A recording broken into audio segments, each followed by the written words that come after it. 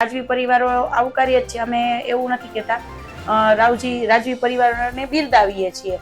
પણ જ્યારે આંદોલન હતું ત્યારે 224 રજવાડામાંથી 1 કે 2 રજવાડા બહાર આવ્યા હતા, તો ત્યારે આ લોકો ક્યાં હતા? એ પણ કઈ વાંધો નથી. હવે સમાજ એકતાની વાત છે તો અમે જે અમારું સંમેલન કરશું ત્યાં અમારા માટે બધાય આવકાર્ય છે.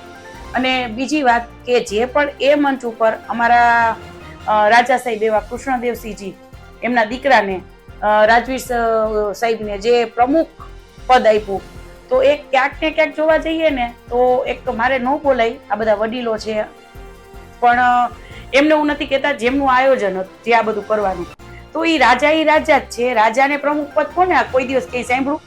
આ ઉલટાનું એક સ્ટેજ લેવલ નીચે લઈ આવ્યા રજવાડાનું. એ રજવાડા છે, એ સ્ટેટ લેવલે છે, એમને હોદ્દા ન હોય, બરાબર, એમને મંચ ઉપર બેસાડવાના હોય, એનું અમારે એમની પાસેથી સલાહ સૂચનો લેવાના હોય, નહીં કે અમને એને હોદ્દા બનાવીને